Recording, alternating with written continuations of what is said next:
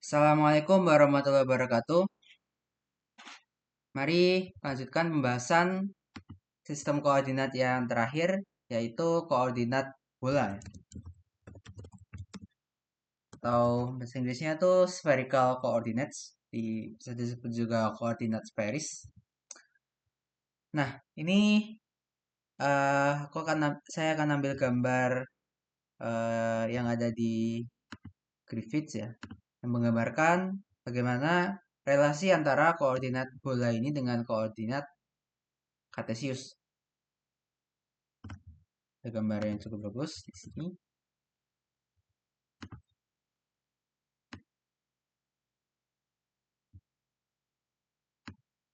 Oke, jadi kalau di koordinat kartesius ya, kan posisi itu kan ya kita punya x atau param apa ya? Kita kan punya sumbu x, y, z ya. Semuanya itu berkaitan dengan masing-masing panjang kan ya. Kalau di koordinat silinder s, v dan z. S dan v itu satunya panjang, tapi kalau S dan Z itu panjang, kalau V itu sudut ya. Jadi ada dua panjang, satu sudut. Nah, kalau di koordinat bola ada R, V dan theta nanti. Nah, yang panjang itu hanya yang satunya panjang itu cuma R, sisanya V dan theta itu adalah suatu sudut. Dan nanti bisa ditebak ya, V yang di sini itu juga sama persis definisinya dengan V yang ada di koordinat silinder. Maka dibuka lagi. Jadi bisa lihat di gambar ini. Nah, kalau di gambar ini kelihatan ya bahwa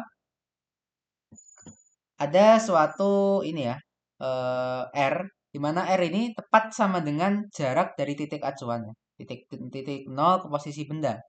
Dan ini katakan vektor posisinya adalah R topi ya.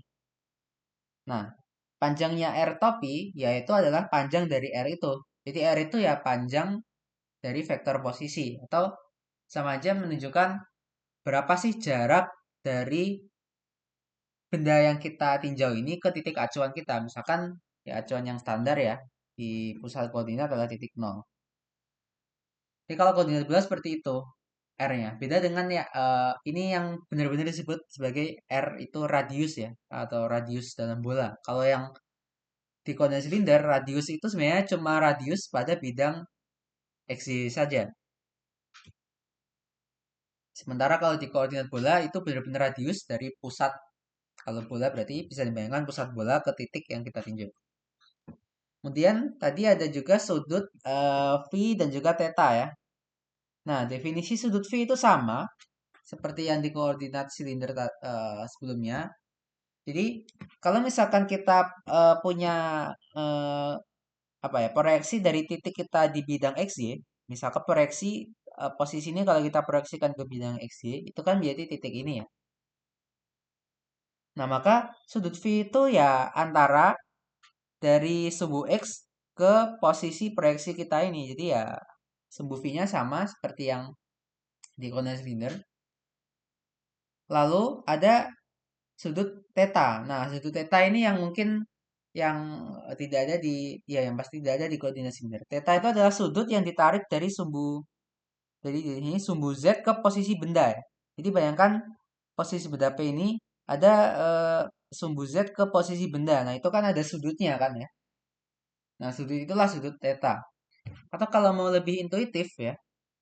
Nah, kalau kita jadi koordinat bola ini dipakai untuk menentukan posisi di suatu titik di permukaan bumi ya. Di kan itu ada sudut theta dan sudut phi. Kalau ya masih ingat di bumi itu kan posisi satu titik itu kan satu lokasi di permukaan bumi itu ada sudut bujur dan sudut lintang ya. Kalau sudut bujur itu yang mengitari khatulistiwa kan ya. Nah, itu sudut bujur itu adalah sudut phi. Oke, kemudian sudut theta itu sudut lintang ya. Ya, sebenarnya nggak benar-benar sama tapi berkaitan dengan sudut lintang. Artinya dia berkaitan dengan sudut yang ditarik dari kutub utara ke kutub selatan. Nah, itu sama. Jadi sudut theta itu dari kutub utara ke selatan ya. Kalau sudut V itu kita bisa bayangkan sudut yang ya memutari khatulistiwa. Nah, itu intuitifnya. Kemudian ada sumbu R, ini sumbu-sumbunya. Ada sumbu R topi, V topi, dan theta topi. Oke. Nah, sumbu R topi itu sumbu yang ditarik dari titik acuan O ke posisi bendanya. Jadi dari, ya sama aja ini adalah arah dari vektor posisi ya. R topi itu sama aja arah dari vektor posisi benda. Kemudian definisi V topi sama seperti yang tadi ya, seperti koordinat silinder. Lalu kalau theta topi itu arah yang ini ya, selalu juga dia akan tegak lurus dengan arah R topi. Di arah theta topi ini ya sebenarnya tangensial kalau kita lihat perubahan sudut theta ini di arah R topi, theta topi, dan V topi seperti itu. Dan sama seperti koordinat silinder, R topi, theta topi, dan V topi ini akan berubah kalau posisi partikel berubah ya. Kalau kita pandang vektornya pada koordinat kartesius. Jadi kalau posisi P-nya berubah, maka kita tarik O ke P yang baru, itu arah R topi kan berbeda. Ya, R topi aksen. Nanti V topi aksennya juga akan beda. Theta topi aksennya juga bisa beda dengan yang sebelumnya. Jadi sama, kalau di koordinat bola, bahkan kalau di tadi silinder ya, kalau masih ingat, S dan V itu kan berubah ya. Kalau posisi bendanya berubah itu bisa berubah arahnya. S topi dan V topi. Sementara Z topi itu kan sumbu Z itu tetap. Jadi kalau di silinder masih ada satu sumbu yang tetap. Tapi kalau di koordinat bola, semua sumbu itu akan berubah. Kalau posisi bendanya berubah. Ya bisa berubah ya pada ini. Baik itu R topi, V topi, theta topi, semuanya bisa berubah. Ini benar-benar lebih dinamis ya sumbu-sumbunya. Bandingkan dengan Cartesius yang semuanya itu rigid atau fix. X topi, Y topi, Z topi itu nggak akan berubah. Oke. Nah, sekarang kita akan cek, eh, kita bahas dulu gimana kita menyatakan vektor posisi ya pertama. Vektor posisi. Vektor posisi kalau di koordinat bola itu enak caranya. Yaitu karena sumbu R topi ini adalah arah dari vektor posisi dan R itu adalah besar dari vektor posisi, ya vektor posisi itu sederhana saja kita tulis sebagai R kali kali R topi. Cukup seperti ini saja. Jadi kalau kita punya R dan R topi ya R vektor ya R topi. Nah, sesuai definisi dari R. Kemudian kalau di koordinat bola yang sering dipakai ya itu cukup sampai kecepatan ya. Eh, Jarang orang meninjau sampai ekspresi percepatannya ya. Tapi kalau mau dicari juga boleh. Cuma yang akan saya tulis di sini adalah vektor kecepatan ya. Itu adalah turunan pertama dari posisi ya. Nah, ini kalau mau dicari, ini adalah R dot R topi. Jadi nanti kalau kecepatan, ada kecepatan pada arah R, pada arah V, dan pada arah theta. Nah, ini percepatan karena perubahan R-nya atau radiusnya. Kemudian ada juga suku dari eh, ini ya, R dan theta itu kan kita bisa lihat ya, itu sebenarnya kalau kita pandang bidang yang dibentuk oleh Z dan vektor R ini kan ada satu bidang ya, yang ya seperti bidang XY di koordinat silinder tadi. Jadi kecepatan pada arah yang tangensial di bidang itu kan omega R ya, atau kalau di sini tetanya adalah yang dipakai theta, sudutnya adalah theta, berarti adalah R kali theta dot. Ini theta topi. Dan yang terakhir ini adalah kecepatan pada bidang pada arah V topi ya. Nah, kalau kita ingin lihat bidang X, Y, kita kan bisa lihat atau kita bisa bayangkan panjang dari radius yang di bidang X ya. Jadi yang disebut S itu kita tetap bisa lihat di sini. S itu adalah jarak dari O ke titik proyeksi di bidang X ini adalah S. Seperti yang di koordinat silinder tadi. Dan di sini kita bisa lihat bahwa S itu sama dengan R dikalikan sin theta, Kak. Jadi radiusnya adalah R sin theta, R sin theta. Sementara sudutnya yang berkaitan adalah sudut P.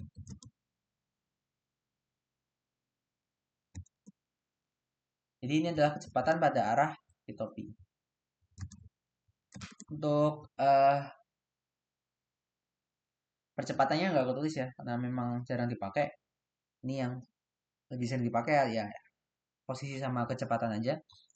Nah, berikutnya tadi sempat saya singgung tentang ya proyeksi dan sebagainya. Jadi sama seperti di koordinat silinder ya, kita bisa transformasi kalau kita punya informasi R, theta, dan V, kita bisa cari berapa X, Y, Z-nya. Kebalikannya, kalau kita punya X, Y, Z, kita bisa tahu berapa R, theta, dan V-nya. Kita bisa mulai dari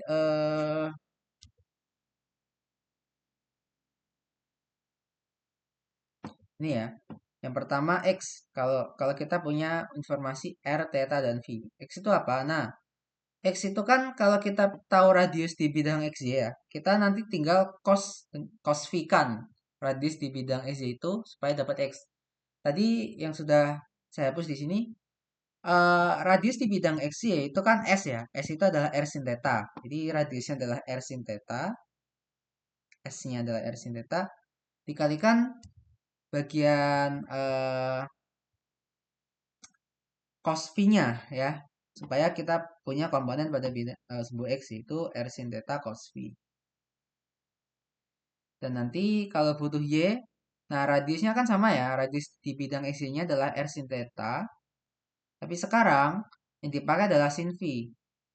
Ya, karena kita ingin proyeksikan di ke sumbu Y. Dan Z-nya, nah gimana Z? Kita bisa cek kalau R sin theta itu menghasilkan radius pada bidang XY. Z itu adalah R cos theta. Dari gambar ini kelihatan kalau R kita cos theta itu akan menghasilkan komponen pada bidang pada sumbu Z-nya, yaitu R cos theta.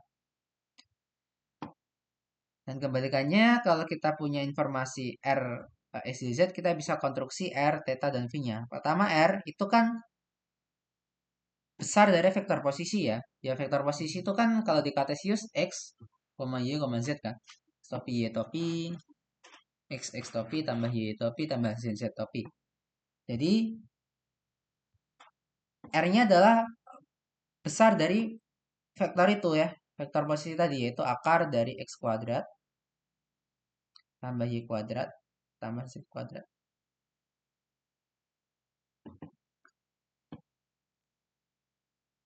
Oke, kemudian bagaimana dengan theta? Nah, theta itu kan dari gambar ini atau dari yang atas kita tahu theta itu adalah cos theta itu adalah Z per R. Nah, R-nya itu yang sebelumnya udah saya tulis di sini. Jadi kita punya theta itu adalah cos atau cos pangkat min 1 dari Z dibagi R. Z dibagi akar X kuadrat tambah Y kuadrat tambah Z kuadrat. Nah, seperti ini. Lalu yang terakhir adalah V ya. V itu sama seperti yang di koordinat silinder. Kalau kita punya X dan Y, ya alhamdulillah kita bisa hitung V-nya adalah tanpa kami 1 dari Y per X. Ya, ini hubungan antara koordinat bola dengan koordinat Cartesius. Dan sama, nanti kita bisa ukur, kita bisa cari ini ya, vektor segmen panjang ya, TL. Nah, yang pertama adalah kalau ya sama DL ini berarti kan bagaimana seandainya benda ini mengalami perpindahan kecil. Jadi R-nya itu berubah sebesar berubahnya DR kecil ya, bisa nambah bisa kurang. Tetanya berubah sebesar dV, d theta, nambah atau kurang. V-nya juga berubah sebesar dV, nambah atau kurang. Nah, ketika semuanya itu berubah, ada perubahan, kira-kira bagaimana segmen panjangnya itu kita nyatakan vektornya bagaimana? kita nyatakan pada sumbu R, topi, theta topi, dan V topi. Oke. Nah, perubahan pada arah R topi yaitu kan adalah dr. Jadi pada sumbu R topi itu dia berubahnya dr itu sendiri kan, dr R topi. Sekarang bagaimana perubahan pada sumbu theta topi? Nah, theta topi itu kan yang tangensial ya. Jadi gambarannya sama seperti di pembahasan koordinat silinder yang eh, sebelumnya. Kalau kita bayangkan ini adalah tadi ya, eh, ini adalah theta ya. Kalau dia ada perubahan, ini adalah R-nya, di sumbu Z-nya ya. Kalau tetanya berubah kecil ya, sebesar ini R, kemudian ini ada perubahan sudut theta ya, sebesar d theta, maka arah tangensial ya. Tadi kan kita bisa aproksimasi ini sebagai R d theta kan. Ada perubahan pada arah tangensialnya, panjang atau elemen elemen segmen panjangnya. Berarti pada arah theta topi itu adalah R d theta theta topi. Dan terakhir bagaimana pada arah V ya, V topi ya yang tangensial. Yaitu tadi kan kita udah tahu tadi kan kita udah bahas bahwa eh, radius pada bidang XY kalau di koordinat bola ini bisa dinyatakan sebagai R sin theta. Jadi dengan analog yang sama kita mencari berapa segmen panjang pada arah tangensial di bidang XY, yaitu berarti sama juga seperti di koordinat silinder sebelumnya yaitu radiusnya dikalikan dV. Nah, radiusnya itu adalah R sin theta kan? Jadi ini sama dengan R sin theta dV. Nah, ini cara intuitif untuk memahami kenapa vektor segmen panjangnya seperti ini.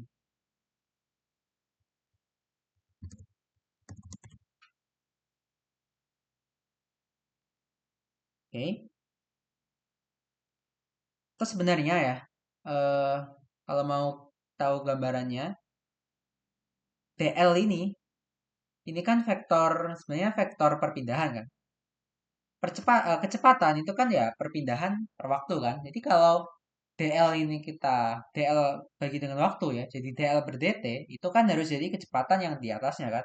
Dan bisa cek di eh, formula ini kalau kita turunkan dari waktu ya, nanti ada dr per dt, ada d theta per dt dan dv per dt ya itu akan jadi kecepatan yang di atasnya itu vektor kecepatan sama. Sekarang kita bahas segmen luas ya.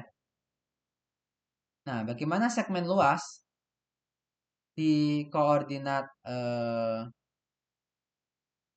silinder vektor segmen luas sama seperti di koordinat-koordinat sebelumnya kita bisa bagi ada luas pada arah R topi, luas pada arah theta topi, luas pada arah V topi ya.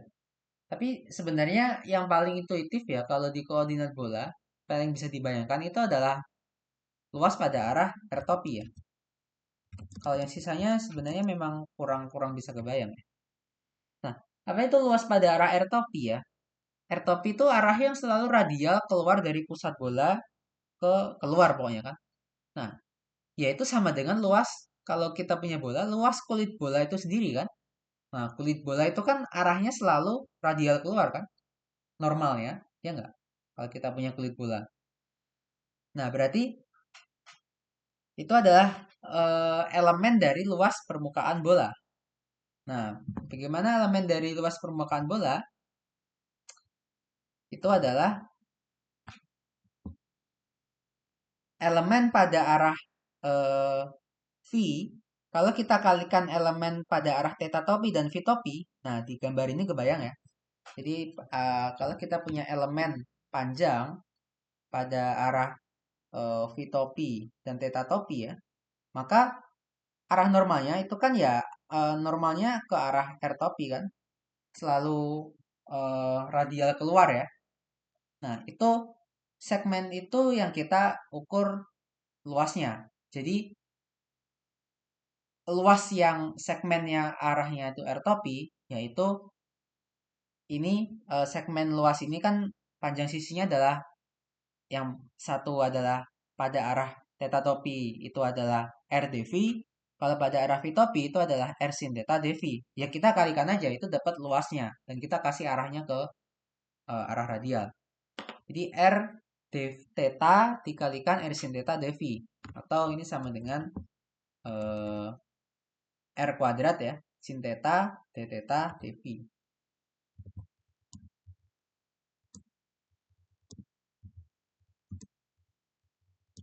Ini pada arah radial. Dan kemudian pada arah eh, theta ya. Bagaimana pada arah theta? Ya pada arah theta ya sebenarnya memang hmm, kurang bisa dibayangkan ya. Ya bayangkan ada suatu luasan yang normalnya tuh ke arah theta ya. Tapi ada satu pola yang kita bisa cek ya. Kita bisa lihat polanya. Kalau mau cepet ya dapetin bagaimana ekspresi segmen luas.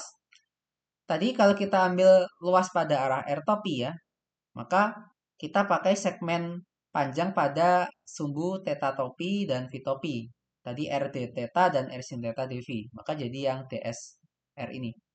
Jadi kalau kita mau luas pada arah theta ya, sederhananya kan ya kita bisa ambil polanya. Ini juga berlaku di koordinat yang kartesius ataupun silinder bisa dicek lagi. Nah itu kan berarti sama dengan kita bisa ambil yang dr dan juga r sin theta dv ya. Atau kalau mau r sin theta-nya taruh depan juga boleh. Jadi r sin theta dr d theta dv ini pada arah theta atau phi. Oke. Ini adalah elemen panjang segmen luas pada arah theta atau phi. Dan yang terakhir luas pada arah phi ya. Kalau kita ingin tahu ya, itu adalah ya kita bisa ambil berarti dr dan r d theta.